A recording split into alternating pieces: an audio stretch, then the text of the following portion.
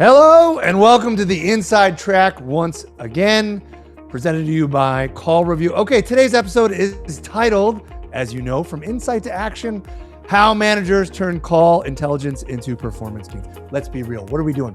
We're talking about data we're able to get, turning that into coaching and training. That's what we're doing. What matters? What doesn't matter? The challenges that happen when it comes to coaching. We all have them. I, of course, am a director of training enablement, so I deal with it on a regular basis as well.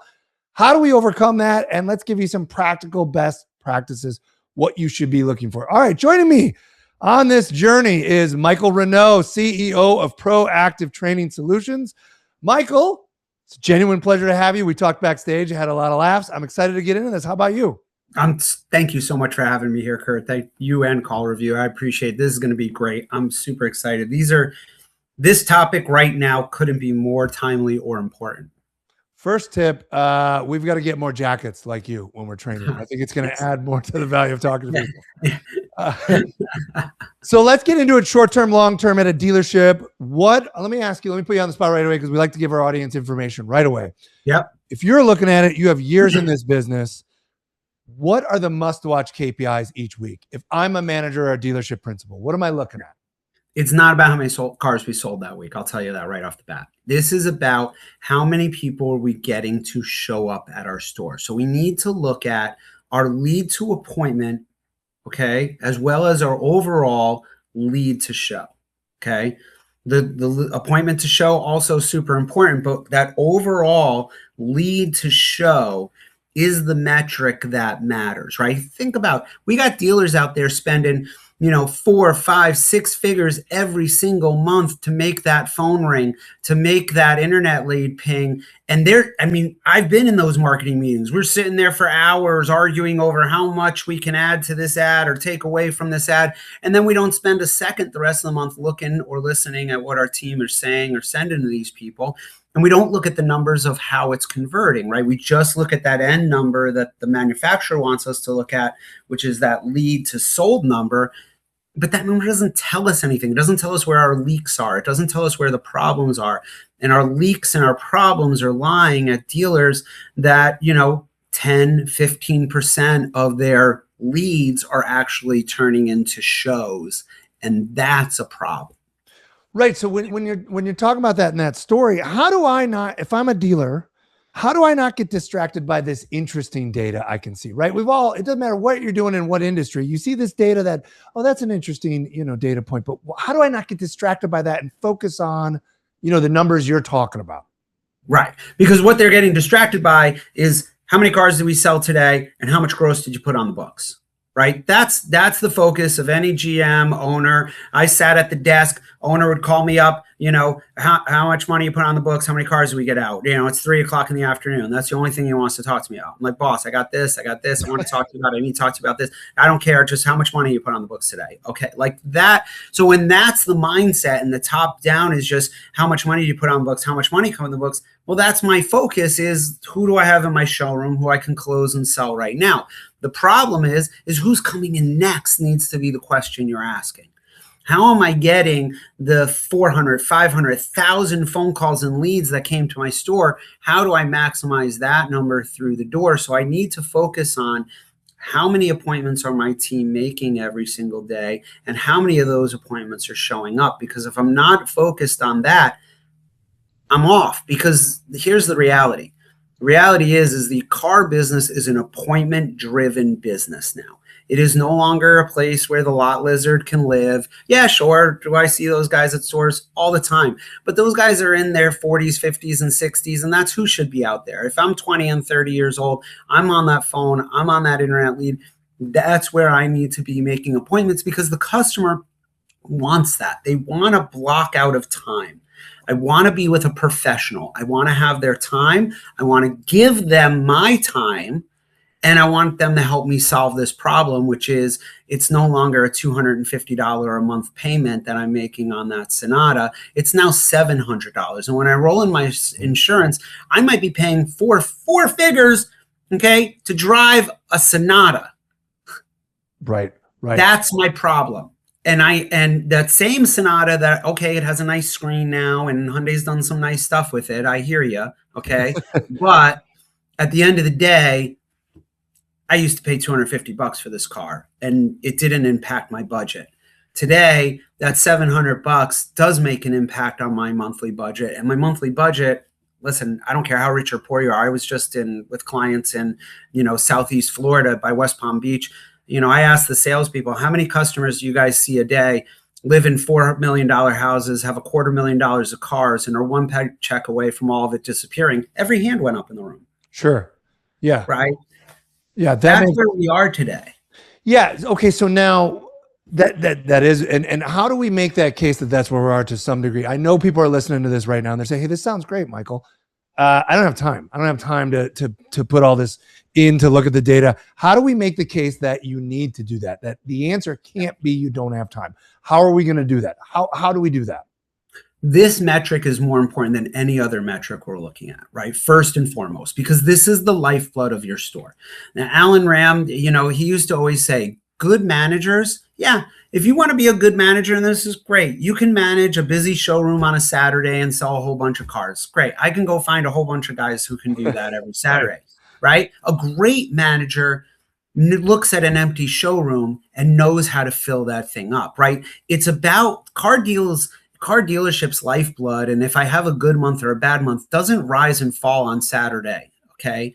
It rises and falls on Tuesday, Wednesday, Thursday. So if you want to make an impact on Tuesday, Wednesday, Thursday, the time you take to pull this map is that long. If you're tracking this daily, if you ask your managers to track this daily, it's a very simple thing.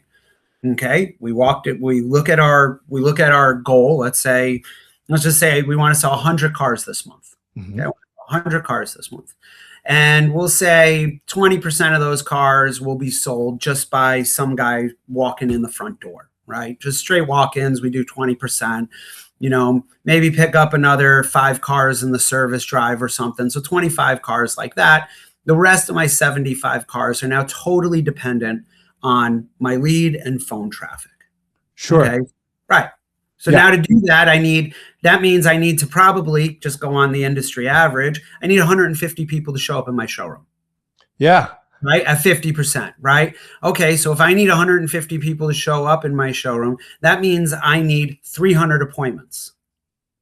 Okay. So if I need 300 appointments and I got 4 weeks in the month, okay, now I start doing the math. The 4 goes into that. Now I know how many appointments I need to generate per week. Okay. And this is, okay, we do this math. It's simple at the beginning of every, we're talking about how much time this takes. That's right. How quick this is, right? So now I do that, break it out. Okay. Now I need X number of appointments per week. Okay. Let's, okay, I need this. And then I don't have the same amount of appointments on Tuesday that I'm going to generate on Saturday. So I have to balance this number out. So now if I'm a GM or an owner, I know on Tuesday, I better wake up Tuesday morning, look into my CRM when I'm sitting on the toilet, and I need 10 appointments today to sell 5 cars, to sell 3 cars. Fantastic. I wake up, there's 11 appointments there. I'm super happy with my team. Right. I mean, you have to build it into your ecosystem. It's a daily routine. It's got to be part of the How many culture. times in your travels, even now in 2026, with all the advent of technology, everything, right? How often do you see dealerships that are still, we look at it at the end of the month? Like they're not doing.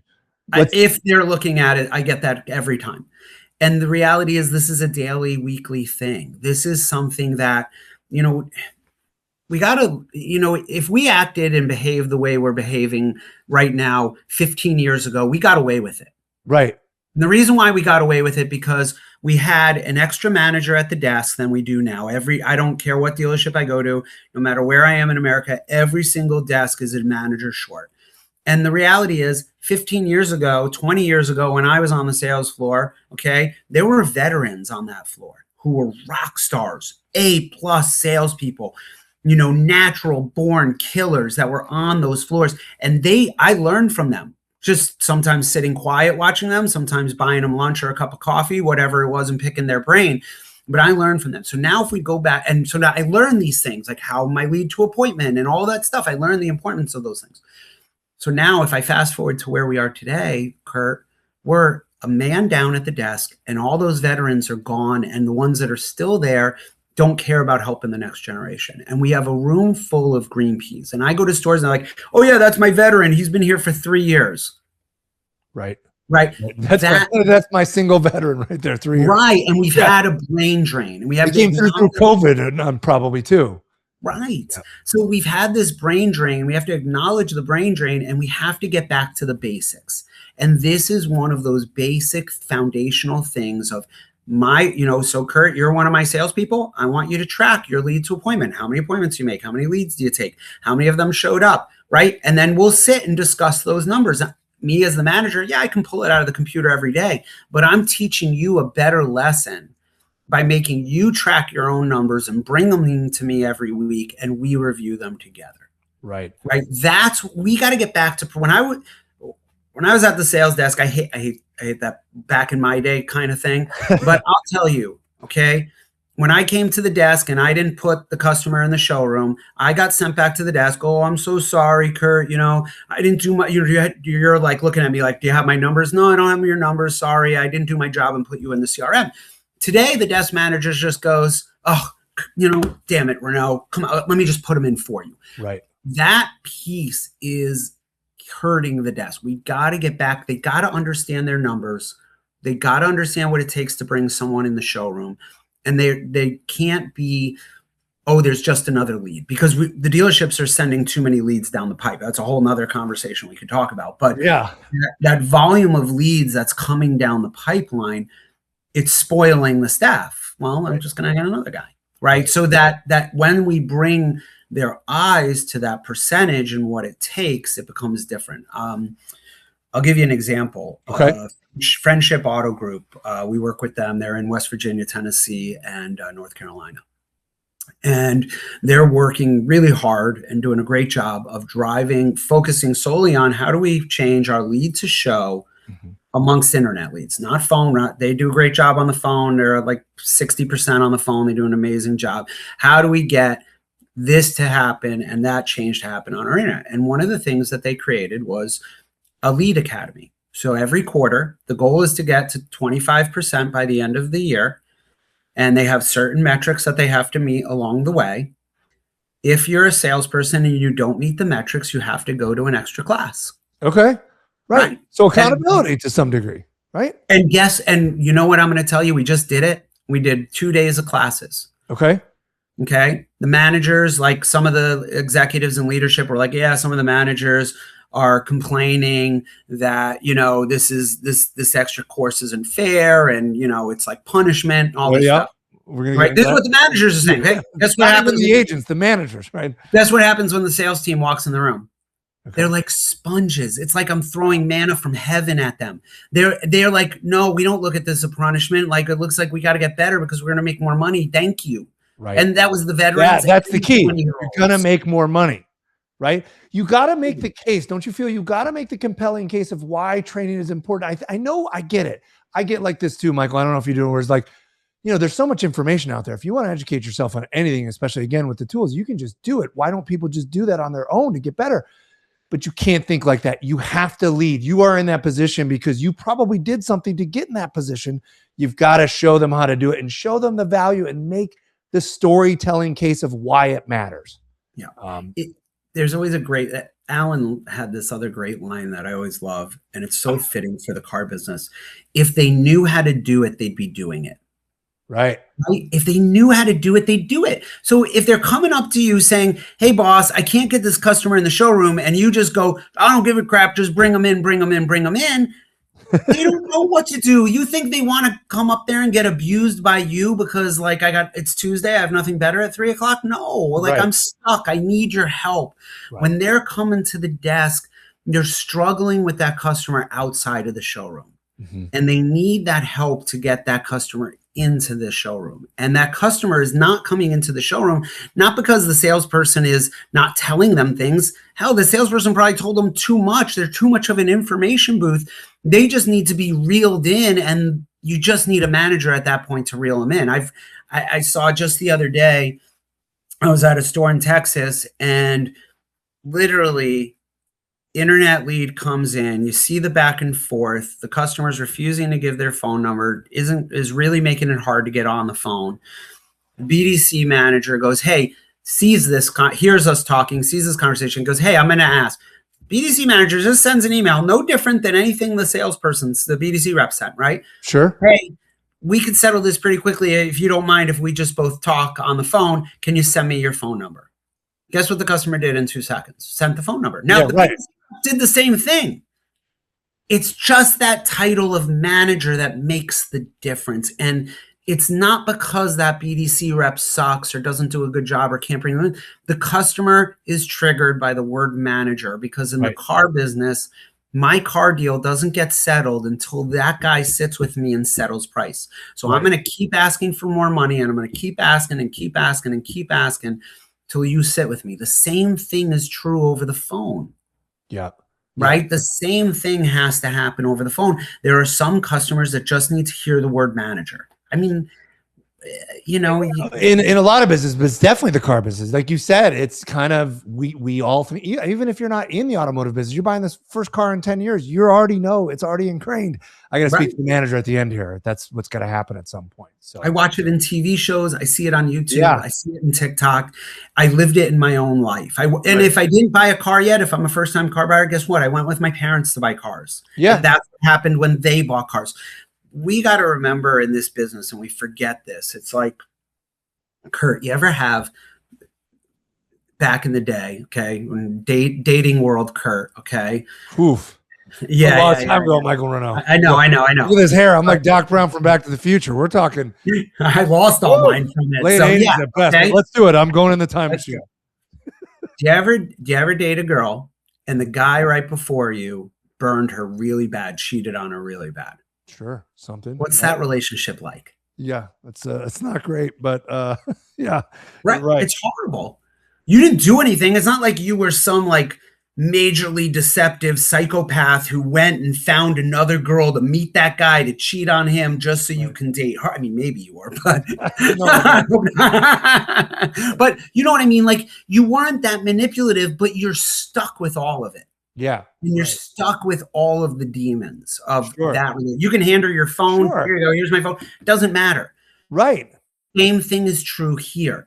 Every customer that salesperson, that BDC rep picks up with, they're waiting for that cheating moment to happen. They're waiting to get that letter from that girl that says, I cheated on your boyfriend, right? They're waiting for that moment to happen.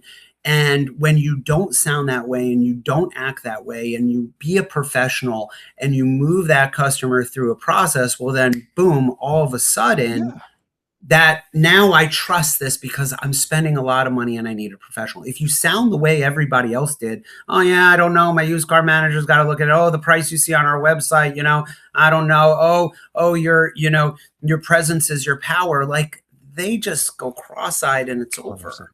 Well, 100%, as well as I think sometimes because we're in this industry, we think of, my neighbor down the street buys he buys a new car every like 6 months because he's really into the car industry, but that's not the normal person buying a car. Right. So if they had a bad experience 10 years ago, what they really want is some form of a human connection going into this. They're already trepidatious walking in the door. If their antenna's up, if they feel that, they're backing away. They don't know. They want, like, walk them through the process, make it easier for them.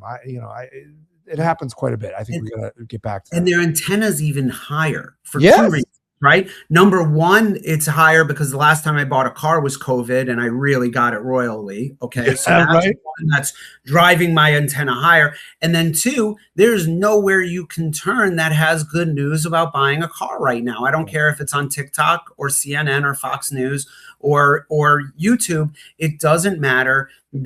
Everyone is scaring people about the industry and buying cars. And the reality is, with the new FTC ruling and everything else, the car business is cleaner, more honest than it's ever been. There's very few dealers that I go to today, very, very, very few, that do not give a customer a fully disclosed, with no hidden fees, out the door price. That just doesn't exist. The problem is that they don't want to give it outside of the showroom, right? The manager is adamant that it has to be inside the showroom. So now the salesperson, if I don't train that salesperson in what to say and what to do to bring that customer in the showroom, all they sound like is, I don't know what to say. And then the customer just goes, oh, the same thing. Here we go again, just like last time. Right. It's such an interest. You have so much as a consumer. The amount of information you can gather before you walk in that door is exponentially higher, and it grows every year, as you said. You can just watch people on TikTok and get a lot, really good insights into it. So so that's why training becomes even more important as far as what we're doing, what we're trying to accomplish here. You can't just fly by out there and see what happens. All right, we touched on it a little bit. Let's dive into it a little bit deeper.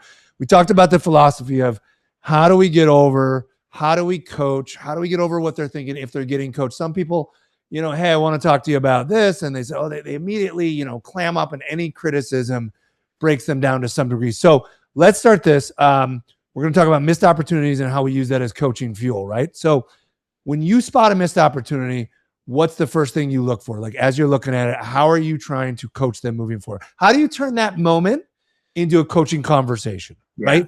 That doesn't put them on their heels right away.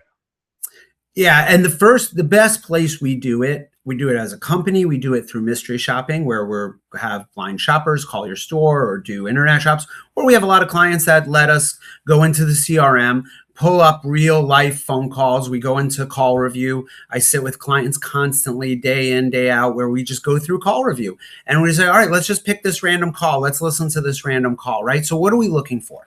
Well, if it's an internet lead, the first thing I'm looking for as a manager, okay, and the way I want to set up this conversation with my staff is this is training. Okay, I'm not here to beat you up. I'm not going to pummel you. When I was in the store, when I was a desk manager, and we heard that Hyundai sent over mystery shops, we all ran out to get coffee because we knew the owner was just going to come and whop our heads off. That's not what this is today. Today, it's going to be a training. It's a coaching moment. It's a positive moment, right? So when the internet lead, first thing I'm looking for, where did this lead come from? Right. I want to see, where did they click on my website? Because if they clicked on checked availability, if they clicked on I want to test drive, if they click on all these things, my answer has to fit that. Because that, if I'm the customer, just like any of us going to a website to ask a question, we expect the first response to be the answer. Sure. Okay. So first thing, if it's check availability, great. Hey, Mrs. Smith, it's Michael over here. I got great news for you. That car that you picked, we do have it, but I also have a whole bunch of others just like it that I'd love to share with you and discuss, what caught your eye about this vehicle. Call me back. Right. Okay. Then we got to give them a reason to call us back. Right. So internet lead, step one. Okay. Phone call, okay, if this is an inbound phone call and the customer, first thing I'm listening for, right, you're going to call me up and say, hey, Mike, I'm calling to go look at that Escalade, and if I'm just, what I'm listening for right there is that salesperson just going, great, what questions can I answer? Right. Are we just jumping in and acting like an information booth, or are we saying, fantastic, Kurt, tell me, what about that Escalade that caught your eye? Right. Sure. And we start kind of going to understand the why and taking control of that conversation and moving forward in that conversation. That's the key. That's what I'm listening for right away. Who's in control of this conversation? Right. Are we as a salesperson asking the questions, or are we just answering questions? If we're the ones asking questions, we're in control. I check box one. Next thing I'm listening for, are we opening up the inventory? Right. Every single sales call I listen to constantly over and over again. Yeah, hi, I'm calling about stock number 1, 2, 3, 4. And the next thing I heard is type away. Yep. While they go dig looking. Guess what? I'm going to tell you a big secret. Not one customer expects any salesperson or any BDC rep to know every car in inventory by stock number. So when that customer calls and says stock number, your first answer right away needs to be, great, what kind of car is that? Yeah, right. No. Right. What kind of car? Oh, it's a conversation. Exactly. Right? Not type, not start asking them their name, not start asking them what their phone number is and their zip code is. This isn't an interrogation. They're not, they're not being held somewhere. Okay. Right. When they get to the dealership, we'll hold them. We'll take their license and their keys, and then we'll lock them up. Okay. Right. But on the phone, I need to make you feel like you have a little bit of control. I don't want you to, but I want you to feel that way. Of course, because and by the way, if you're just information dumping, like, why do I need you? Why I can get a device to fix that, like no problem. It's right. Out there. How do you notice? What should a dealership be looking at? How do they notice the difference between a one-off and a pattern of behavior? Right? Is this where we're looking at monthly reports at that point? Is this what are we doing to decide what's the difference? Okay. So you're looking at listening in two Okay. areas, and it's both the areas that we talked about, right? I want to look at their numbers and their metric. Sure. Okay. If this is someone who has steadily been converting customers at 20%, 25%, whatever the store average is, and I'm below the store average, well, that's flag number one. Mm-hmm. Okay, right? Because you're going to have three groups in a store. You're going to have 1/3 of your team is going to excel, and I'm never going to have to worry about them at all. They're just going to keep on rocking and do what they do. I just can't let them quit. Right? My middle group, that's my even Steven. That's my rock. Those are the ones, if I say I need a 30, 35%, 40% lead to show, they're going to hit, within a point or two, if not dead on every single time. Yeah. But then I got the team, the bottom third that struggles.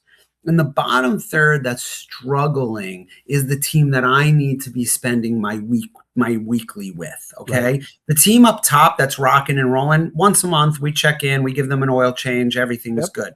The team in the middle, I'll probably check in with them every other week. You know what I mean? Maybe rotate a tire or something like that, whatever else.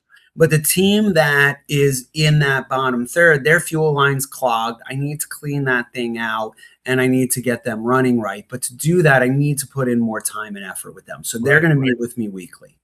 Not a punishment, not anything.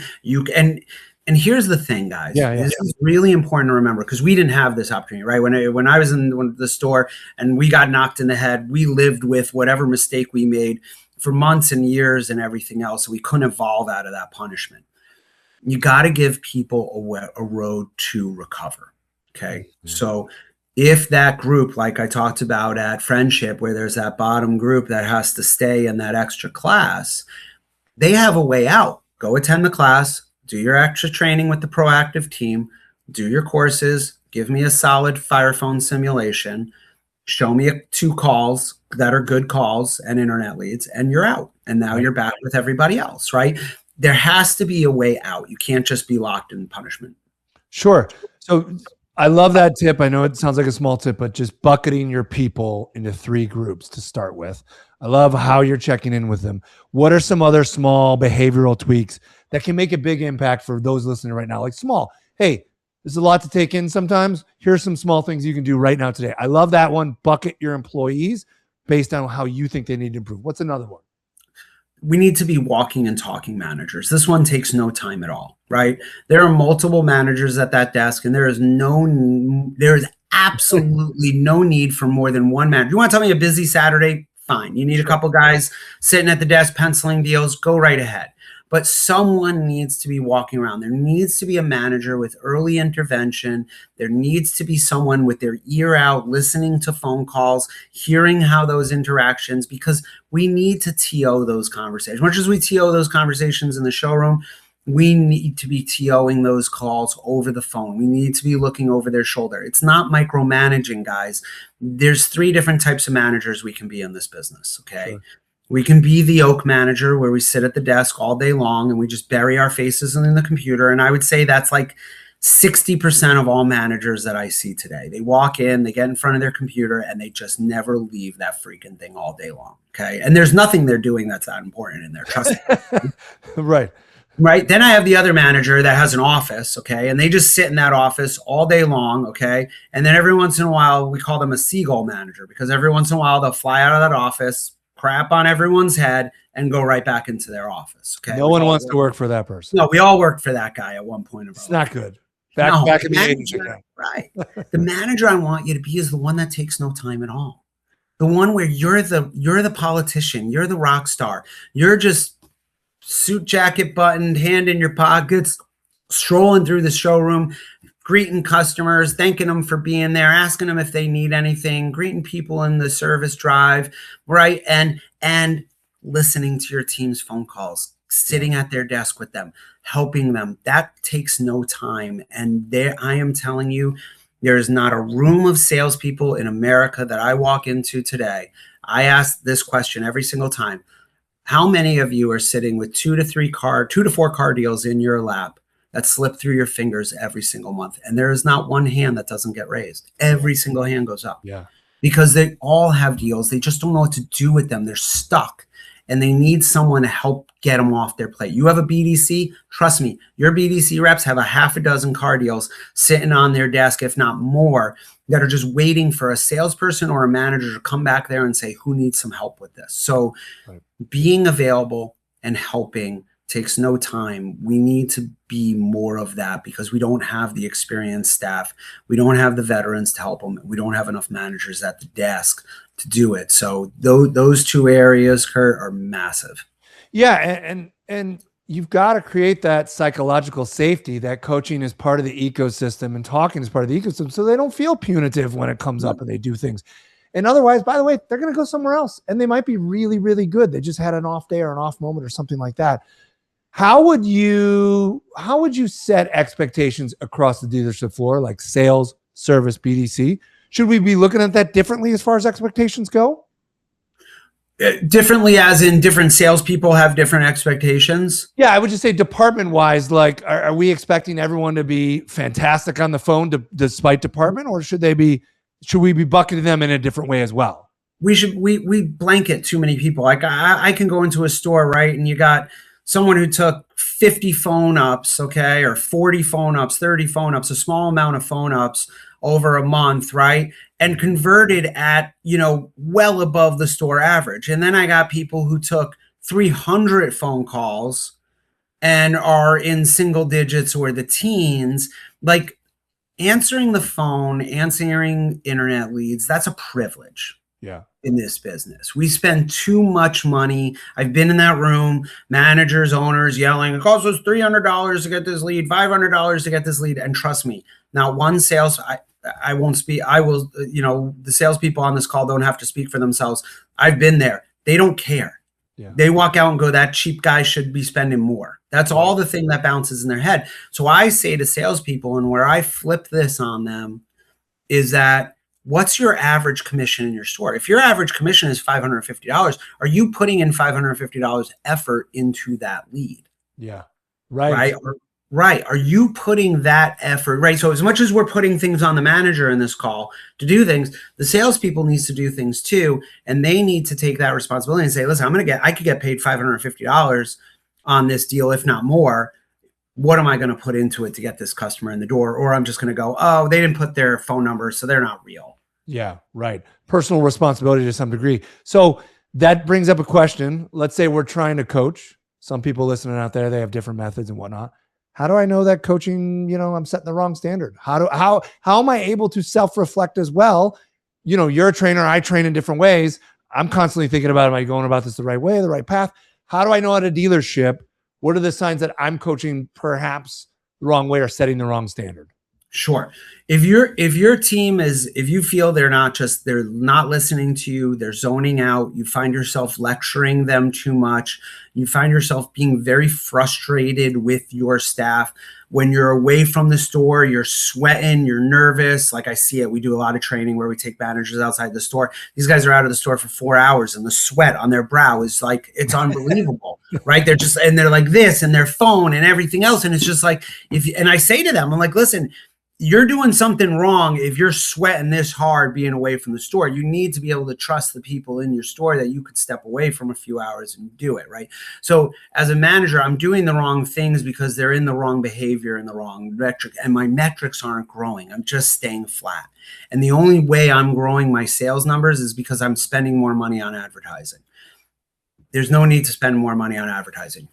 You're doing the right thing as a manager when your metrics, you're not going to hit a grand slam overnight.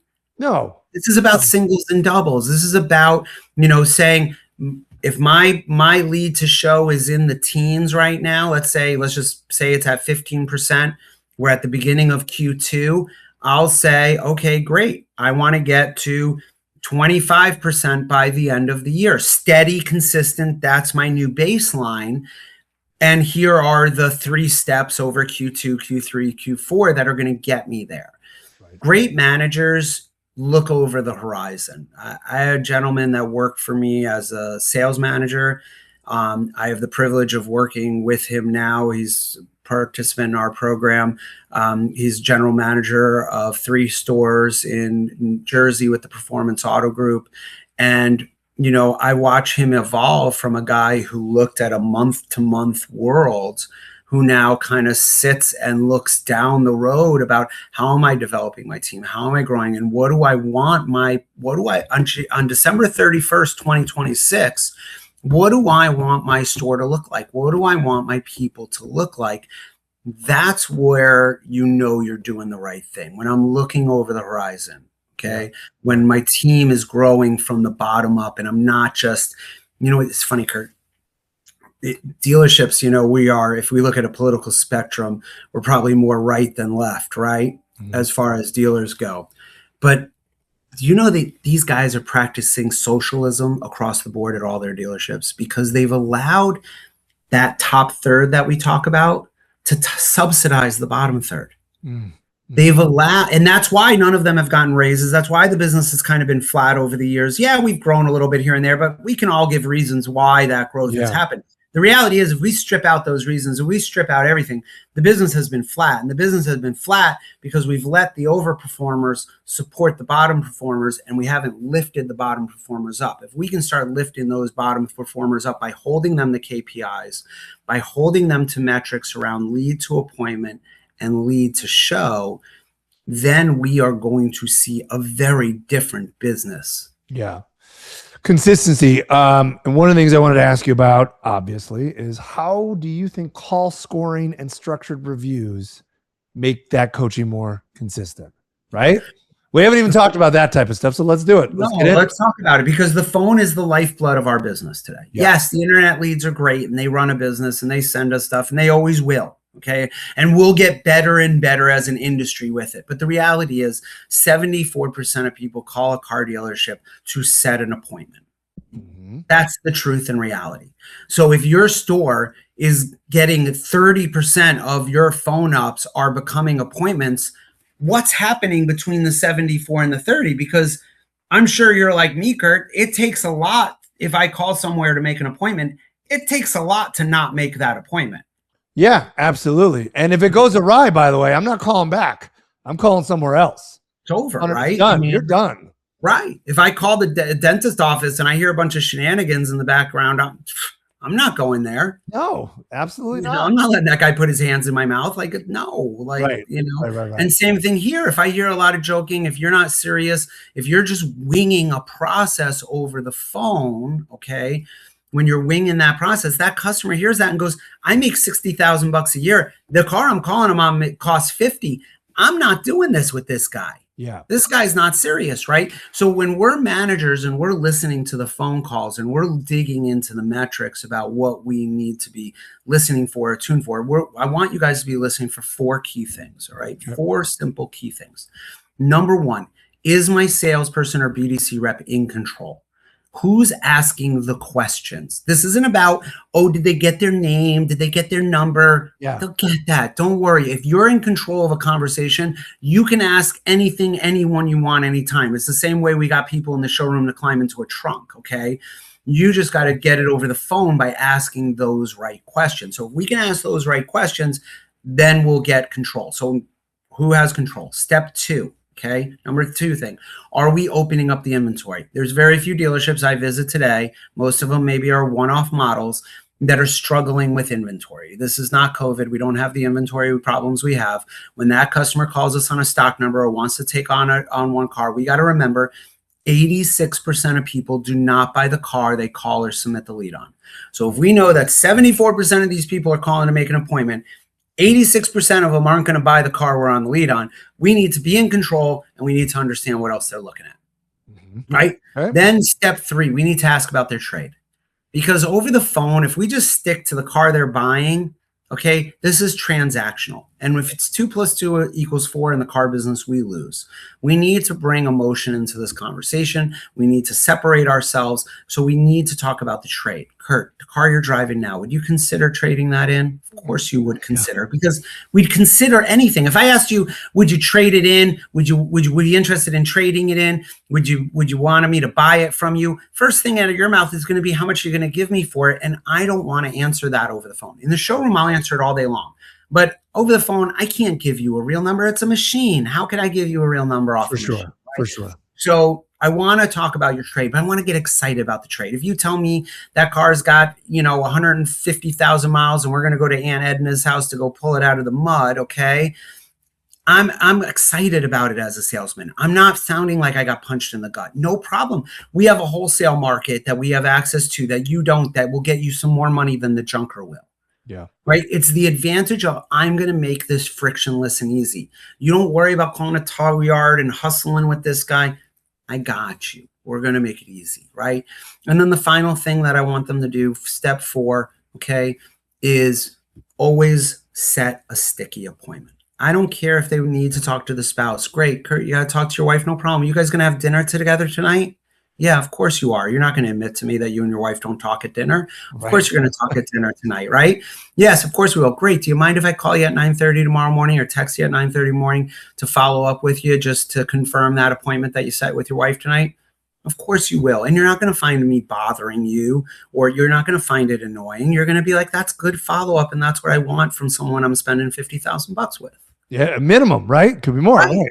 Right. So, but those 4 areas, if we can stick to those 4 things, opening up that inventory, being in control, hooking that trade, and setting that sticky appointment as a manager, if I can be on my call review, listening for those 4 places, I'm good. And if you don't remember these 4 things, don't worry. Call review literally puts it right there. These people wanted to make an appointment, but didn't make an appointment. It's literally called, I think you guys call it appointment opportunity. Like all you got to do is click on that.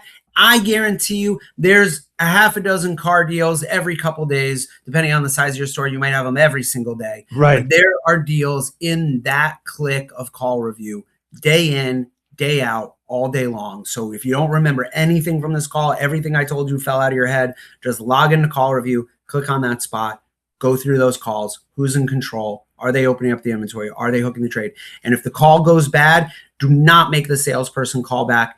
You pick up that phone, right? You call the salesperson over, have them sit next to you at the desk. You call that customer and you show them what you do to get that customer. You show them how it's done. Right. And consistency is everything. Let's be fair. Consistency is everything. Like, you got to read the room is what I always try to say as well. So sometimes a call, you got to go a certain way. But if you do those 4 things on a consistent basis, you're going to have far more success and build long-lasting relationships. Too many people, I think, Michael, I don't know if you feel this way, but they're just worried about that one car in that one situation. If you can develop a relationship, I'm going to go back to the same place I just bought my car from, because I felt, whether it was true or not is irrelevant to me at this particular moment, I felt like they cared about what I wanted in a vehicle, and they were directing me in the right way, in control of the conversation. And now I'm going to go back to them next time I need another car, because I'm going to be like, that went well in the way I expect. Whereas if it doesn't go well, I'm out, man. I'm out, and I'm writing bad reviews, and I'm telling everyone about it. But even more so than waiting 2, 3, 5 years till you get your new car, you're going to tell your friends, your family, your neighbors, your coworkers, everyone about that buying experience. And guess, you want to hear something? You want another crazy statistic? 91% of car shoppers would recommend their salesperson after a good experience. Yes. 11% of salespeople ask for a referral. That makes sense. Yeah. And there are countless dealerships I go to that pay $100 for a referral. The fact that salespeople are not leaning in on that referral, asking for it with every good experience, building, you'll sell 2 or 3 extra cars every single month just off that alone. So, salespeople, we got to remember, we have revenue streams, and that it's not just the phone. It's not just the internet. It's not just the front door. It is your service drive. It is your previous owners. It is your equity owners. It is the orphan owners at the dealership. It is every single person who drives Uber Eats or DoorDash or anything else that you come in contact with.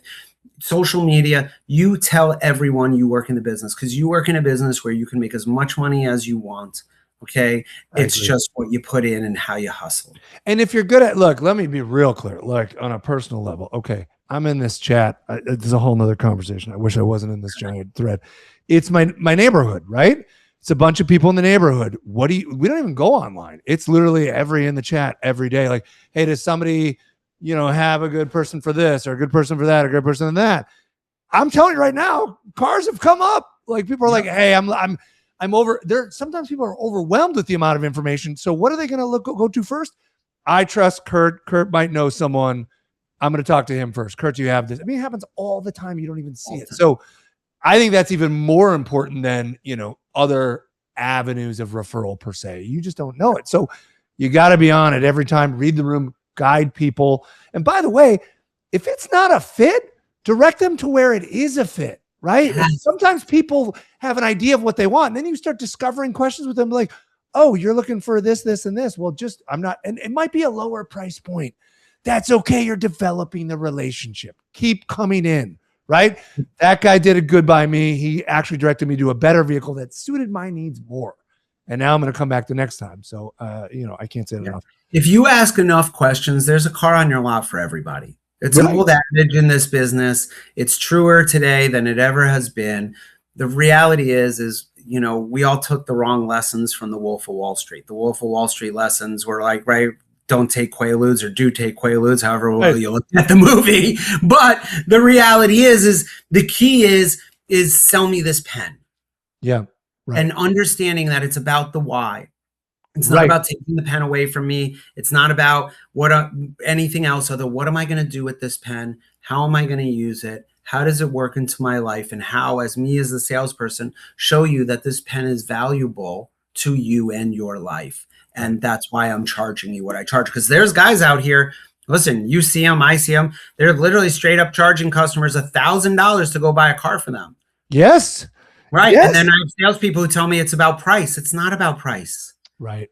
They're willing to give this guy. Remember, this isn't $1,000 that you pack into a deal. This is $1,000 that they got to pay him straight up. There's no burying that money in the deal. So they're stroking, swiping a credit card, stroking a check, whatever it is for $1,000 to this guy. You got to keep that in your head and remember that that customer on the other end doesn't have to pay you directly $1,000, right? But they want that level of help and service, and they'll happily pay for it. And we as an industry need to confront that, right? Like meaning like, hey, we've got to get better at being personal and that human connection, and it'll help our entire industry. We just have to. The other thing I always say to people about like coaching, training, all this stuff, Michael, is okay, great. You don't want to do it. What do you think your competition's doing? Like, so if you don't believe in it. The other thing that I find so interesting about training and coaching and in general is, a lot of us love football as an example, or filmmaking or whatever it is. And, every Sunday you see the greatest quarterbacks they're looking at the plays going over. So you're telling me everyone else is coachable in these fields we love, but you're not? Right. It's wild to me. I mean, rehearsal happens for a reason before the movie. All this stuff happens before you go on the air for your television show. You're practicing, rehearsing, preparing. You're looking at it afterwards. Okay, I messed that up. I can make that better. Like, you've got to be open to it. Let me ask you this. Let's talk about the good side of it before we close out here. You've been around. You've seen it when it works and when it doesn't work. So tell me what it looks like when everything is actually clicking. Your reviews are coming in. Your scoring's good.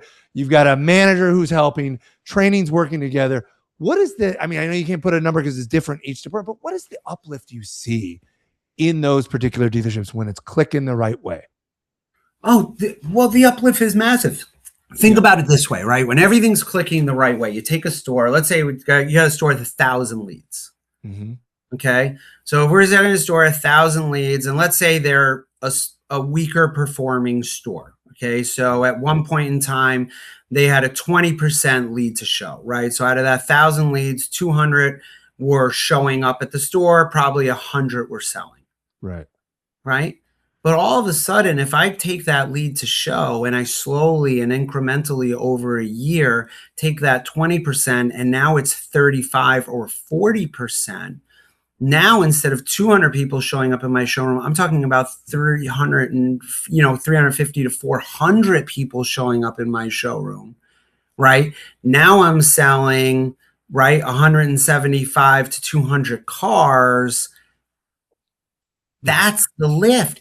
You're never going to sell more cars without more bodies in the showroom. Right. And the only way you're going to get more bodies in the showroom is by making more appointments, right? That's it. You don't need more leads, right? We know this business. The more people I talk to, the more people show up. The more people show up, the more sell, and so on, okay? Mm-hmm. Nowhere in there do we say, if I get more leads, I get more appointments. No, we say the more people you talk to, mm-hmm. the more people you communicate. There's not a store I go into in America that needs more leads. Trust me. Yeah. They don't need more leads. They don't need more traffic.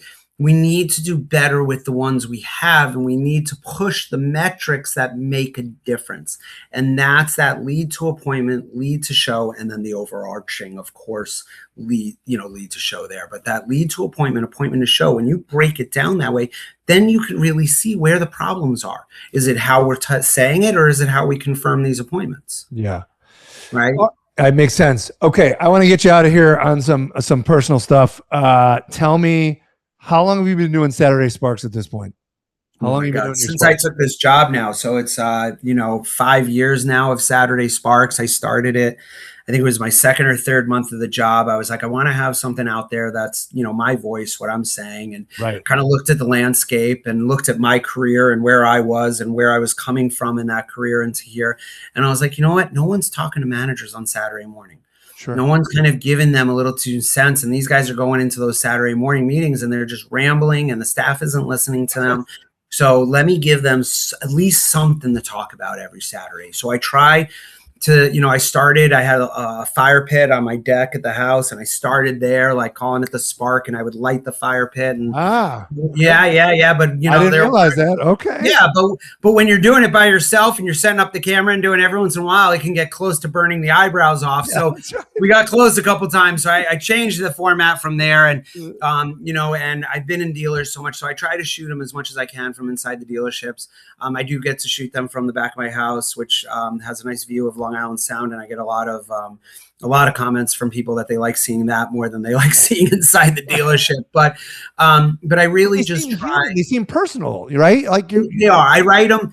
I as much to the chagrin of my editing people, I literally don't really write them until Thursday or Friday of that week. I shoot them in one shot. I don't edit them. I don't piece them together. She clips the beginning and the ending of me like tapping the button. No one gets to see that. But no, it's just me either in a dealership at my house, or wherever I am at the moment. I've done it on vacation or anything, but I try to stay timely. I try to stay what's happening in the month, like while we're filming this is approaching the end of the month. So like this Saturday's Spark, I always focus the one of the Saturday before the close of, we're going to keep these meetings short to the point and focus on one thing to help people sell a few more cars that you didn't count on. The whole point of the Spark is just to drive traffic to the store and focus on how dealers can get more people in the showroom, because that's the problem right now. It's not about gross. It's not about how many cars. All that stuff fixes itself when you have traffic. Yeah. If you don't have traffic and you don't know how to generate that traffic and how to motivate your team to generate that traffic, then you're going to have a really rough 26 and beyond, because this industry isn't going, that number where we talk 20-25% walk in the door, it's just going to keep getting smaller. These customer wants time. Yep, I agree. Let me say, so Proactive Training Solutions and the Saturday Sparks, Michael, why did you get into training? Why do you like it? I mean, yes, it's a business. We get it, all that. Let's be real, but also let's get into it for a real reason. What do you get out of it? What do you like about training? I'll tell you, I love getting in front of a room of salespeople and managers. And the ones that come in who feel, I don't need training and I don't need this, and I've been through it before, or who needs this? And then I come back on my second or third visit and they're the first one in the room and they're super excited and they just want to learn more, because what I showed them, what I taught them, got them 1 or 2 or 3 more car deals over the last couple months. And they're seeing that change and they're seeing that increase in their paycheck. I love this business because you can make as much as you want in this business. There's barely any another industry. If you're in corporate America, your bonus and your pay is what it is. If you work hourly, you beg your boss for extra hours or get a gig job. This is one business. I don't have to do any of that. I just have to make great use for the 8, 10, 12 hours that I'm in that dealership every day. And if I take a couple tips from Michael, and if I take a couple tips from this trainer, and if I listen to my manager a little bit here and there, and I take a little something off of this influencer that I saw on YouTube or TikTok, guess what? I got better and sell a few more cars and make more money, and I help that person's lifestyle change. And that's what this is about. And, you don't need any education to do this business. Yeah, I love that. And of course, if they're doing it the right way, they're helping people. It's all part of it. I love it. That's a great answer. I think that's going to close it out.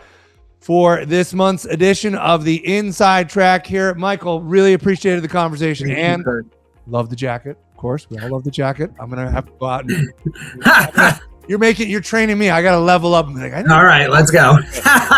Everyone have a great day. Thank you for joining us, and we'll see you on up the road.